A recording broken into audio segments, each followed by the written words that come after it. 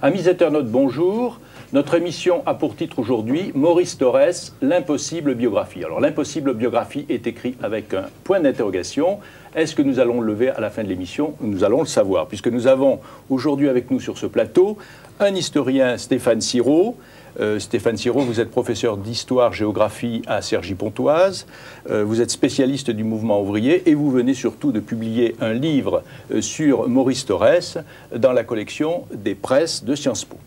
Alors nous avons aussi un réalisateur de télévision avec nous, Pierre Desfonds, qui est réalisateur et auteur de nombreux documentaires historiques. Et vous avez réalisé pour France 3 en 1998 un documentaire sur Maurice Thorez. Et nous avons enfin Claude Pentier, que tout le monde connaît bien sûr dans cette émission, Claude Pentier qui est le directeur du dictionnaire Métron et qui a publié une importante biographie sur Maurice Thorez dans le dictionnaire. Alors elle est importante à plusieurs titres, elle est importante d'abord parce que vous dites, Claude Pentier, que Maurice Thorez est le plus important dirigeant du mouvement ouvrier français du XXe siècle. Elle est importante aussi parce que vous l'avez publié en 1992, c'est l'une des dernières, je pense, biographies, enfin d'après ce que j'ai appris dans le livre de Stéphane Sirot, la dernière biographie sur Maurice Thorez et que vous avez donc pu faire état de ce que vous avez trouvé dans les archives à Moscou et à l'Internationale communiste, et importante aussi par le volume. Elle fait 19 pages, je crois que c'est la plus importante biographie du dictionnaire, bien qu'elle ait été battue, je crois, par Blanqui, celle de Blanqui dans le CD-ROM, d'après ce que j'ai appris. Et donc, est-ce que c'est illusoire de vous demander en 2 minutes, Claude Pentier, de présenter pour la télévision spécialement l'itinéraire de Maurice Thorez? Bien, en tout cas, il faut parler de Maurice Thorez parce que c'est son 100e anniversaire et ça aurait pu passer inaperçu. Il n'y a pas eu beaucoup d'initiatives à l'occasion de son 100e anniversaire. Heureusement que Stéphane Sirot a eu la bonne idée de publier cette biographie, qui a eu quelques débats autour, mais c'est intéressant. Pas d'initiative officielle et peu d'initiatives culturelles. Le film qui avait été présenté à la télévision l'avait été un petit peu avant. Maurice Thorez est en effet un personnage de première importance.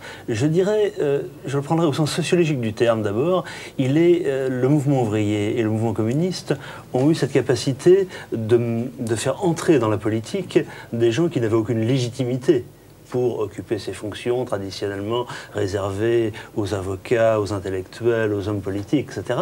Et Maurice Thorez est un de ceux qui a le mieux occupé cette place, au point de devenir non seulement un dirigeant, mais un homme d'État. Alors reprenons les dates rapidement, oui. depuis sa naissance en 1924. Reprenons les dates et son itinéraire. Depuis sa naissance en 1900. Depuis sa naissance en 1900, comme je le signalais, puisque c'est son 100e anniversaire. Il est né en 1900 à quel endroit? Il est né dans le Pas-de-Calais et il est à Noyelles-Godault. Il est né à Noyelles-Godault, il a une enfance. Je crois qu'il faut éviter de trop de détails biographiques qui nous entraîneraient, parce que c'est déjà toute une aventure, ça, rien que son enfance, puisqu'il est élevé par une famille de mineurs, mais que ce n'est pas son vrai père, qu'il ne découvrira que tardivement. Toujours est-il que lui, par contre, est un authentique mineur, puisqu'il descend au fond pendant plus de 300 jours, et que très vite, il devient un responsable politique. Il se fait remarquer par ses qualités. D'ailleurs, il devient responsable politique à un moment où, dans le cadre du Parti communiste, mais ses premières positions dans le cadre du Parti communiste sont des positions qui ne sont pas orthodoxes, puisqu'il souscrit pour la publication de Cours nouveaux de Trotsky, il soutient Souvarine, qui est critiqué par l'Internationale communiste, mais très vite, dès son voyage à Moscou en 1925, il devient un bon représentant de la ligne de l'Internationale, mais quelqu'un qui a toujours la capacité de bien observer cette ligne et d'être un petit peu en avant, ou dans tout le cas d'avoir un positionnement personnel. Et ça c'est vrai jusque, disons, en 1938-1939, je crois que le deuxième Maurice Thorez, celui de la guerre froide, est beaucoup moins imaginatif, il a pris plus de coups, mais en tout cas c'est un homme considérable comme secrétaire à l'organisation à partir de 1930, et donc très important au moment du Front populaire, en 1936, très important à la Libération. En 1936, le Fils du Peuple, Le Fils du Peuple livre, est publié en 1937. En 1937. Donc en 1937, l'Internationale communiste fait le choix d'honorer ses dirigeants. L'avait commencé dès 1929 avec Staline, mais là c'est une espèce de généralisation et on lui demande d'écrire, ou on fait écrire avec lui un livre qui est fort intéressant d'ailleurs, mais qui est tout à fait une biographie officielle construite, Fils du Peuple, et qui devient le livre référence. D'ailleurs finalement ce sera pendant longtemps la seule autobiographie à l'intérieur du Parti communiste. Il y a une vague d'autobiographie qui commence en réalité, quand on observe bien, après le décès de Maurice Thorez en 1964. Alors, nous avons donc parlé du Fils du Peuple, élément important dont on va reparler dans cette émission. À la Libération, Maurice Thorez est ministre. À la Libération, il est ministre. Son retour, d'ailleurs, n'est pas si facile, puisqu'il était parti pendant la guerre, il était considéré comme déserteur. Donc il y a un jeu de poker entre De Gaulle et Staline. Son retour se fait dans des conditions politiques bien précises. Toujours est-il que, par contre, il prend en main le parti, il suit l'action ministérielle. Lui-même, d'ailleurs, se montre un ministre extrêmement habile au ministère de la fonction publique, comme Marcel Paul a été lui aussi un ministre extrêmement intéressant dans le domaine de l'énergie. Et puis il tombe malade en 1950, une attaque d'hémiplégie, qui fait qu'il retourne pendant 2 ans et demi à Moscou. Et là, c'est un aspect extrêmement important, puisque pendant 2 ans et demi, il est hors de la vie du Parti communiste français, et un petit peu quand reviendra-t-il, quand l'autorisera-t-on à revenir, et c'est pendant cette période-là que se situent des épisodes importants de la vie du Parti communiste, l'élimination de celui qui a la plus grande légitimité historique, André Marty, par la mer Noire, par l'Espagne, et celui qui a la légitimité combattante en France, qui est Charles Tillon. Et il meurt le 16 juillet 1960, enfin non, il meurt avant le 16 juillet 1964, mais le 16 juillet 1964, c'est des grandes obsèques. Des grandes obsèques sont organisées pour Maurice Thorez. Considérables, marquantes, pour lequel là, il est important de voir cette iconographie avec cette succession de délégations. Il aura vraiment marqué à la fois cette histoire et toute la représentation. Et donc je crois d'ailleurs qu'il est intéressant de le regarder sous cet angle, à la fois comme homme avec cette originalité. C'est quand même quelqu'un qui a eu la capacité d'apprendre les langues étrangères, d'avoir une culture tout à fait fine, d'être un grand lecteur. En même temps, il s'est aussi coulé dans le moule de la vie des hommes d'État, un petit peu comme un homme d'État des pays de l'Est, avec une certaine aisance, avec un certain goût quand même de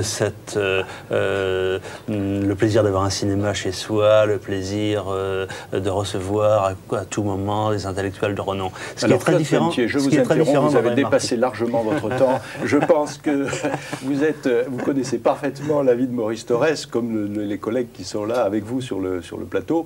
Je vois que c'est impossible en 2 minutes de parler de la vie de Maurice Thorez. Je renvoie aux 19 pages de la biographie du dictionnaire, mais maintenant je m'adresse à Stéphane Sirot, parce que cette biographie, Stéphane Sirot en parle dans son livre, donc je rappelle le titre, tout simplement Maurice Thorez, et vous dites, Stéphane Sirot, que Claude Pentier a fait dans cette biographie une analyse rigoureuse qui ne cherche ni à défendre ni à accuser, et qu'il s'agit d'une perception sereine de Maurice Thorez. Alors est-ce qu'il y a eu des perceptions qui étaient moins sereines de Maurice Thorez?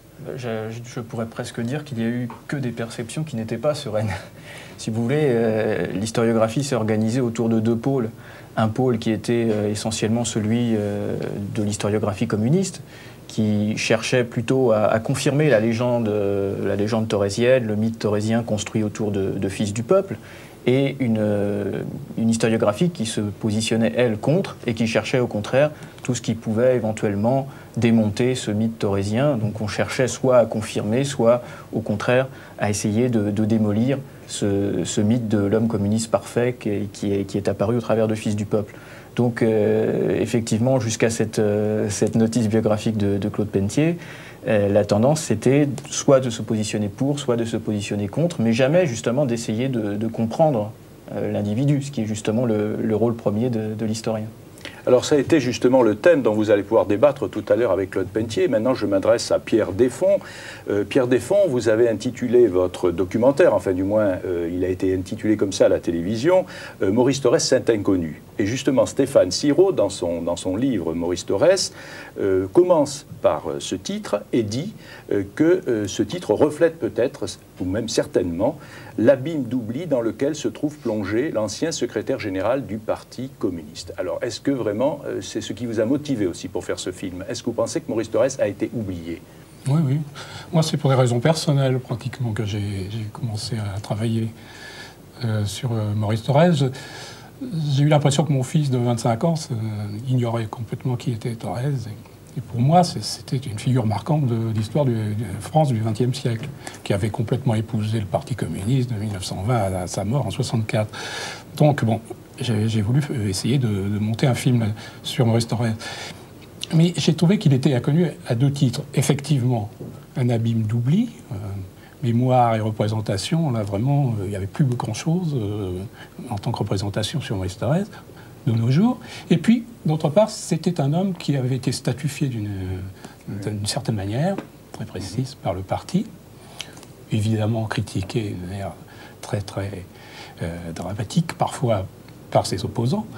Et je pense que c'était quelqu'un qui avait une personnalité très riche, très, effectivement, assez secrète, et que j'ai voulu aussi montrer. Alors justement, on va voir quelques extraits du film de 52 minutes, et même quelques minutes de plus, je crois, oui, pour que vous avez fait sur France 3. Et on va voir dans ces extraits de films qui sont surtout des discours de Maurice Thorez. On en a sélectionné trois, celui qui est en introduction, et puis un qui concerne la libération, et puis on va retrouver en 1950. Voilà, on les a mis bout à bout, on va les regarder. La société capitaliste est condamnée. Elle doit faire place et elle fera place au socialisme, au communisme. Alors, le bonheur et la paix régneront sur toute la terre. Alors, selon le mot de Marx, il y aura pour tous du pain et des roses. Vive le Parti communiste français! Vive la France, libre, démocratique et indépendante! Vive le communisme! Vive la paix!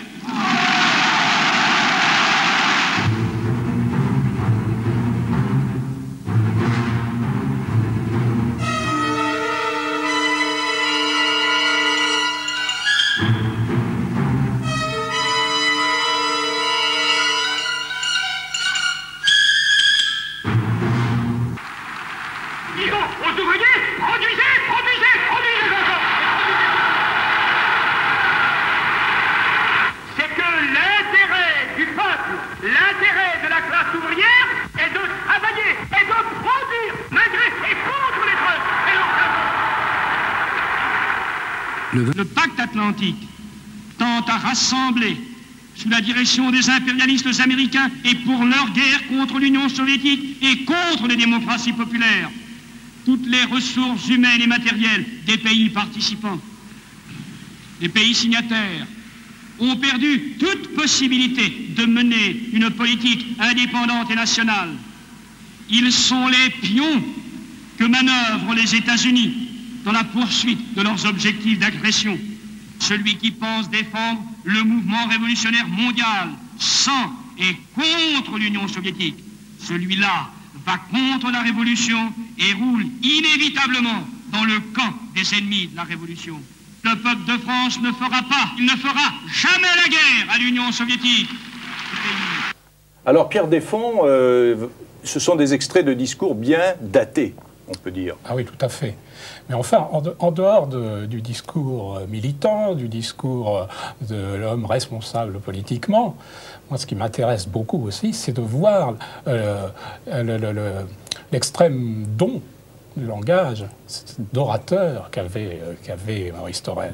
c'était quelqu'un, à quelle époque que ce soit, parce que là, ces discours vont juste avant la guerre jusqu'à presque à la fin des années 60, à la fin des années 50, c'est vraiment un discours extrêmement fort, à la fois circonstancié, mais aussi qui dénote un don certain d'orateur. Mais ouais, ça me passionne, je le trouve vraiment assez fabuleux. On en voit peu des hommes politiques qui ont une telle force. Un tel don d'orateur. Telle force, oui. Telle force.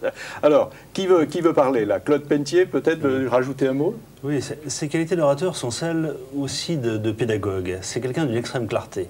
C'est sa grande force, et c'est comme ça qu'il s'impose dans le parti, parce que des orateurs dans le Parti communiste, il y en a, Jacques Duclos est meilleur orateur que lui, et Paul Vaillant-Couturier. Paul Vaillant-Couturier est un orateur bien plus inspiré, mais lui, il est bien plus la voix, il est beaucoup plus la voix du Parti communiste, donc sa voix a une autorité, a un poids particulier, et là c'est peut-être comme ça qu'on pourrait interpeller notre ami Stéphane Sirot, c'est est-ce que lui, il prend Maurice Thorez comme un dirigeant parmi d'autres ou comme juste le secrétaire général, le symbole du Parti communiste?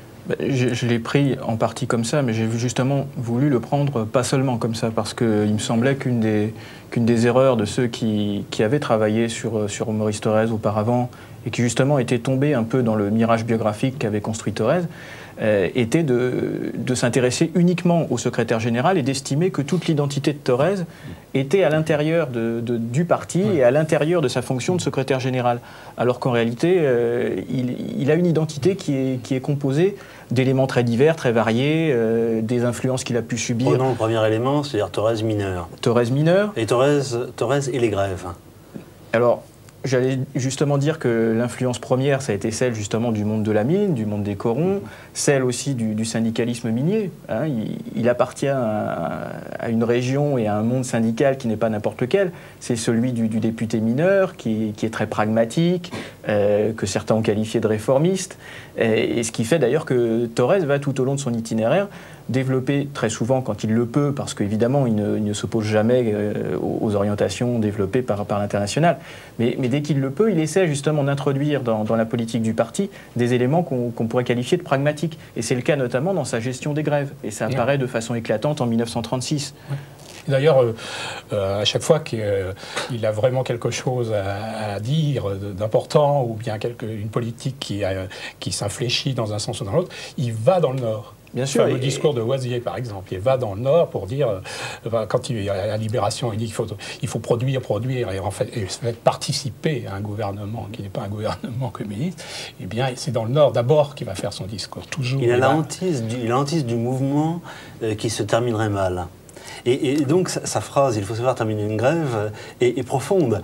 C'est vrai, elle a été remarquée parce qu'elle marquait un tournant à un moment, mais il a vu des grèves qui se sont mal terminées dans le Nord, et sa préoccupation, c'est toujours de ne pas terminer par un échec. Bien sûr, il pense qu'une grève, ça peut avoir une utilité politique, en quelque sorte, mais c'est d'abord un fait social. Et un fait social qui est mené par des ouvriers qui veulent obtenir quelque chose. D'ailleurs, sa phrase, c'est « il faut savoir terminer une grève » à partir du moment où satisfaction a été obtenue sur l'essentiel. Donc, et cette phrase, finalement, même si elle est reprise un peu à tout bout de champ depuis qu'il l'a prononcée, elle reflète parfaitement sa conception de la grève. Et c'est un vrai, pour reprendre sur l'orateur, c'est un vrai orateur populaire. Les discours qu'il tient au moment de la bataille de la production après la Deuxième Guerre mondiale pour faire travailler les mineurs, pour les engager à retrousser leurs manches alors qu'ils ont déjà des conditions de vie extrêmement difficiles, ce type de discours ne peut être tenu que par quelqu'un qui sent bien son auditoire. En revanche, c'est pas un orateur parlementaire, par exemple. Ça, tout le monde s'accorde là-dessus. Mais c'est un vrai orateur populaire. La rédaction de Fils du Peuple, est-ce qu'elle marque un tournant? D'abord, on peut peut-être dire dans quelles conditions elle a été réalisée, et est-ce qu'elle marque un tournant dans son image?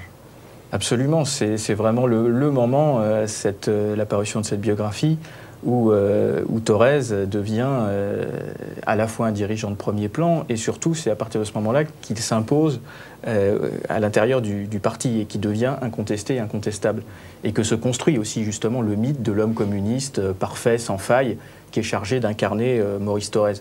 Alors sur les conditions de la rédaction de Fils du Peuple, Il semblerait, en tout cas c'est ce que dit Philippe Aubrieux, et a priori c'est la version qui est globalement admise, la décision aurait été prise par Staline, ou en tout cas par les instances de l'international. Thorez aurait demandé à Fréville, qui était journaliste communiste, écrivain, de rédiger cette biographie. Fréville, à partir d'entretiens avec Thorez, de notes fournies par Thorez. Ce qui fait qu'il y a quand même beaucoup d'authenticité. Absolument, mais de toute façon, sur sa jeune. Mais ce qui est intéressant dans ce livre, c'est pas tellement justement de savoir si c'est lui ou pas qui l'a écrit. À la limite, peu importe. Ce qui est intéressant, c'est ce que veut montrer ce livre. Et ce qu'il veut montrer, c'est le dirigeant communiste dans sa perfection. Et le modèle à atteindre. Il y a eu beaucoup d'éditions de Fils du Peuple. Je montre celle-ci que nous a amené Pierre Desfonds, qui est une édition, la deuxième, la troisième. 1950, c'est une édition de 1950. 1950. C'est déjà plus que la quatrième. La quatrième. La cinquième, parce que c'est une édition très particulière, puisqu'elle est très bien illustrée. Elle est illustrée. Voilà. Et c'est une édition extrêmement intéressante. J'envie Pierre Desfonds d'avoir cet exemplaire. Ouais, ça va les illustrations de Picasso à Faugeron, à Pignon. Enfin, ce sont les grands compagnons de route, ou même communistes. Alors, nous avons vu Fils du Peuple, donc Claude Pelletier. Stéphane Siro a abordé les autres sujets aussi. Il y a des sujets que Stéphane Siro développe à fond dans son ouvrage, et d'autres peut-être moins développés, mais dont on pourrait peut-être discuter. C'est justement Thorez quand il est à Moscou. Il est à Moscou pendant la Seconde Guerre mondiale, il est à Moscou de 50 à 53, et c'est donc tout son rapport avec le mouvement communiste international. C'est un choix qui a été fait dans l'ouvrage, partiel, puisque pour autant, quand même, on trouve tous les éléments, les éléments sont là. C'est parce que cet élément, quelle importance attachez-vous à ce rapport au mouvement communiste international ? J'y attache une grande importance, même si je n'y ai pas consacré de chapitres spécifiques. Je crois que ça apparaît quand même en permanence dans le livre. Je dirais d'abord que mon objectif n'était pas, comme on l'a dit, de retracer une vie linéaire. Ce n'était pas du tout de reprendre une biographie, au sens strict du terme, de Thorez. Donc c'est un aspect que j'ai laissé un petit peu de côté, parce que la problématique du livre, c'est essayer d'abord de déconstruire et d'expliquer ce mythe thorésien, et ensuite, après avoir réalisé cette opération, de mettre l'accent sur l'éclairage sur un certain nombre de points de son itinéraire et de son identité qui me paraissaient fondamentales. Alors bien sûr, au travers de tous ces points, la question internationale revient constamment. Par contre, sur des périodes comme celle où il est à Moscou pendant la Deuxième Guerre, celle où il est à Moscou après son attaque d'hémiplégie en 1950 jusqu'en 1953, là, c'est évidemment des épisodes que je n'ai pas retracés.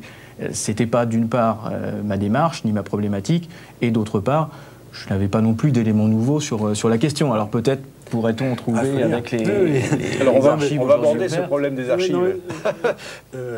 Dans les documents que je voyais récemment, mais enfin c'est une chose qui est... Parce que je rappelle quand même que Claude Pelletier rentre de Moscou, là où il est allé encore consulter des archives, et qu'il y va pratiquement chaque année.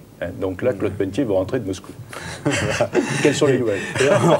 En regardant dans les archives Marty, on trouve toujours le fait que Marty, pendant la guerre, qui est le responsable des communistes français là-bas, ne fait pas du tout allusion à Thorez, parce qu'on ne doit pas dire que Thorez est là-bas. Et là, il rencontre en 1942 Garot, qui est le responsable de la France Libre, et Garot lui dit « J'aimerais bien parler aux représentants français du Parti communiste. » Et le représentant français du Parti communiste, je suis le secrétaire, je suis français, je suis secrétaire de l'Internationale, n'importe comment nous sommes coupés de tout contact, nous ne savons absolument pas où est notre secrétaire général. Bon, la France Libre, c'est très bien où est Maurice Thorez, mais il y a l'idée qui est quand même intéressante, c'est de laisser l'hypothèse de pouvoir dire que Maurice Thorez est resté en France. Bien sûr. Hein, et après, ça ne tiendra pas. Mais j'ai rencontré beaucoup de gens dans le Nord qui disent on l'a vu déguisé en curé, déguisé pendant toute l'occupation, il était en France. Et ça c'est intéressant, c'est la fabrique du héros, quoi. Voilà, alors donc là, ce sont les archives. Est-ce que vous pensez qu'il reste encore des choses à découvrir dans ces archives? Il y a beaucoup de choses qui n'ont pas été complètement dépouillées. Les gens ont regardé rapidement les archives personnelles de Thorez qui sont là-bas sans plus, un certain nombre de fonds fonds sont fermés, malheureusement pour l'instant, mais c'est des fois dans des fonds d'autres militants, puisque Thorez a rédigé une série de petites notes qui sont dans chacun des dossiers biographiques qu'on appelle les notes Jean, il est signé Jean en 1943, et là on voit le regard de Maurice Thorez sur les membres du comité central, l'organisation du Parti communiste, donc il y a certainement beaucoup de choses encore à découvrir. Alors, bien sûr, on le fera encore à la fin, mais je le fais tout de suite. Ça va permettre à Claude Pentier de laisser la place à Amélie Brun. Je reparle donc du livre de Stéphane Siro, Maurice Thorez. Et puis, je veux poser aussi une question à Pierre Desfonds concernant les archives images que vous avez mises dans votre film. Est-ce que vous avez eu des difficultés à les trouver? Est-ce que ces images qui sont toutes connotées, comment vous avez travaillé pour les utiliser? Si je peux me permettre, il y a aussi les images papier. Il y a les archives papier. Moi, je pensais trouver pas mal d'archives papier. D'abord, il y avait celles qui sont ouvertes à Moscou. Donc là, on a trouvé quelque chose. On a trouvé la lettre où Thorez a menacé de démissionner de son poste de secrétaire général à la fin des années 30. On a trouvé les traces bien connotées de son épisode trotskiste qui était gardé sur le coude au cas où. Enfin, ce genre de choses. Et puis, je pensais trouver aussi un fonds qui est chez la veuve de Maurice Thorez, et que j'ai été voir, que j'ai filmé, mais elle n'a pas ouvert le fond. C'est une pièce fermée. Donc c'est pas la peine d'aller à Moscou, il suffit d'aller. On ne peut pas y aller, on ne peut pas. Chez Jeanne Vermersch. Ces archives-là ne sont pas disponibles. Bon, seront sans doute un jour, mais pas pour l'instant. Et puis alors les archives images, oui. Bon, il y a les archives traditionnelles, INA et des choses comme ça, des archives des grands documentaires, des grandes firmes de documentaires qui ont des extraits possibles. Mais bon, à Moscou, il y a des archives filmées. Bon, alors nous retournons. Pas des masses. Et nous renverrons Claude Pentier à Moscou, et vous irez ensemble en chercher. On peut faire un deuxième Il y a ce qu'on épisode. appelle les archives Archéon, qui donnent quand même pas mal, qui sont une source intéressante. Merci. Et il faut qu'on revoie donc votre film, et je vais demander maintenant qu'on nous envoie la rubrique courriel, s'il vous plaît.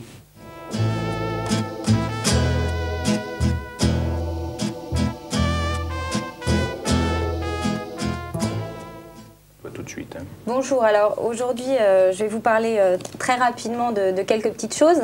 Alors l'ouvrage de Stéphane Siro a été publié aux presses de Sciences Politiques dans le cadre d'une collection intitulée Références facettes.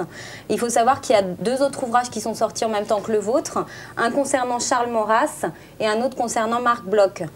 Tout récemment, il y a Ho Chi Minh qui est sorti, donc on vous le conseille également, et sont en projet Gandhi, Saint-Simon, Jean 23, etc. Voilà. Et encore juste un petit mot, si j'ai le temps, sur le 100e anniversaire de la naissance de Frédéric Joliot-Curie.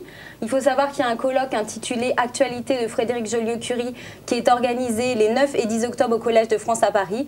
Donc on vous conseille d'y aller parce qu'il y aura énormément de scientifiques, d'historiens, d'enseignants qui viendront parler de ce savant. Voilà.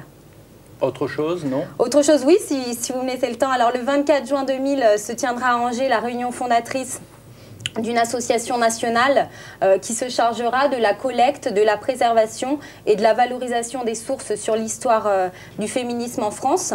Et cette initiative se fait en concertation avec la bibliothèque Marguerite Durand, dont on avait déjà parlé, le DESS d'archivistique d'Angers, la bibliothèque universitaire et l'IRES, qui est le laboratoire d'histoire des régulations sociales. Voilà. Alors moi je voudrais simplement parler de deux livres qui sont sortis récemment. Le premier livre est de Daniel Mermet, il s'appelle « Là-bas, si j'y suis, carnet de route à la découverte ». Et Daniel Mermet consacre tout un chapitre au 17 octobre 1961. Il a été lui-même témoin, dont nous avions consacré une émission à ce thème. Et si nous en reparlons, nous ne manquerons pas de l'inviter, puisqu'il a beaucoup de choses intéressantes à dire. Ensuite, elle a sorti d'un livre qui s'appelle « Parole ouvrière », qui a été édité par Images Documentaires, c'est la direction du livre qui participe à ce livre et où on recense 200 livres sur le thème de la parole ouvrière. Voilà, prochaine émission, Les Prêtres ouvriers. Merci à Stéphane Siro, merci Pierre Desfonds, merci Claude Pentier, merci Amélie Brun, Françoise, François et toute l'équipe de Canal Web. Ciao, ciao les internautes.